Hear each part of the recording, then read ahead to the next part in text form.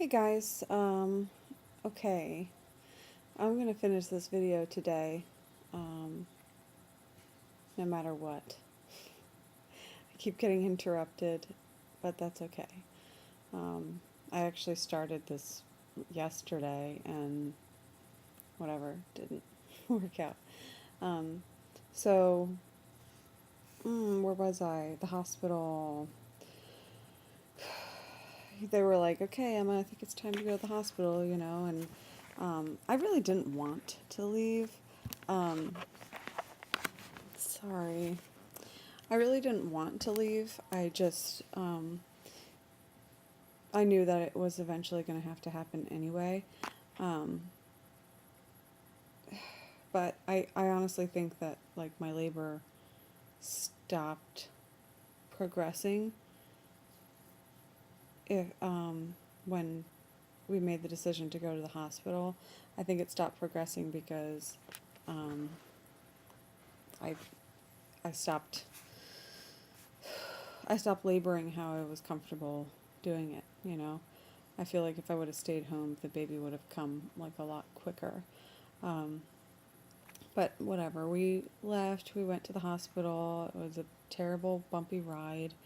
Um, and we got there, and I was just like in a lot of pain, so um, it's like making a lot of noise up to the emergency room. And there was a nurse, I guess, on her way in too, and she goes, "Oh, I guess are you going to labor and delivery?" And they're like, "Yeah, yeah." And she said, "Well, I work up there, so let's go." And they grabbed a wheelchair and threw me in it and started going up. And I didn't really like her very much. It was nice that she like acted on the situation really quick, but I didn't like her very much because she, like, I was very vocal, like I said, about my labor, and she at one point was like, "You can't do that." I was like, "Yes, I can." I can do and sound however I want to. Her point was, you have to be a little bit more control over it, but I was just letting my body do what it wanted to do. Okay, guys, so that was another interruption. Um, where I was before, yeah, that nurse that wheeled me up to labor and delivery, she was like, telling me you can't do that. Like, I was really annoyed with her. She was there. I understand what she was saying, but she could have said it a different way. Um, but she obviously was just beginning her shift, so she wasn't my nurse. Thank God. I did get a nice nurse though. Her name was Nina, and I mean, Bobby and Anna were helpful, but she was kind of like a good reminder that I had more control than I thought that I did. So we got to the hospital about 7 or so, and shortly thereafter, I did end up getting Stadol. For those of you who don't know, Stadol is considered a painkiller, but it doesn't really take away too much pain. It just kind of makes you stoned and gives you a chance to relax in between contractions. And that's all I needed. Like, I'm not the kind of person that wants to like take the pain away. I just wanted to get a grip, you know? And when you're in labor like that, it feels like you can't. Um, and so I ended up getting Stadol pretty shortly after I got to the hospital. Um, and they checked me and I was 6 centimeters dilated. As I said before, when I was at home, I felt the urge to push, which means, I could have been at 8 centimeters or 8 or 9, and then with, moving and getting into the car and getting to the hospital, I could have gone back down because that happens sometimes when you're in labor. It seems like you're really progressing, and then all of a sudden you go back down to like 4 or something, 4 centimeters. Um, but who knows? So I got the Stadol. It was very nice. The reason I didn't want to get the Stadol was because when I had it when I was in labor with Ella, um, they gave it to me, and then shortly thereafter I pushed her out. And I was like, when I first give you the drug, it's really strong, and then it fades out to like nothing basically. But they had given it to me, and I guess didn't realize she was going to come out so quick, and she came out, and I was like, "Ooh," you know. Um, so, yeah, that's why I didn't want to get it.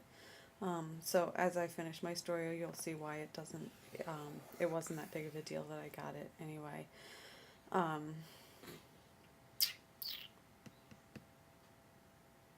don't think I explained that right. Well, whatever, we'll get to it. So I labored again, still on my back, on the bed, and I didn't actually, Bobby was there, and it was relieving to know that he was there. I didn't want him to leave the room, but I actually didn't like labor with him. I kind of labored with the side of the bed, the frame thing. And you're just in so much pain that you're not even you're not yourself. I mean, maybe at some point I will show you some of the laboring that I went through. Yeah, that's what I'll do. Stick it in this video somewhere, just to give you an idea of how much pain I was actually in. Let's see.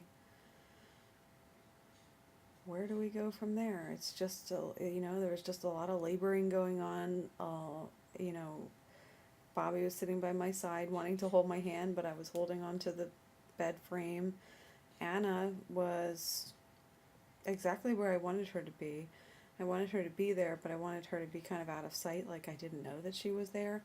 And she was like off to the right, and I didn't really know. At some point she would come in and say, Emma, do you want to try a different position? Do you want to go pee? Do you want to, whatever. So anyway, I went on laboring for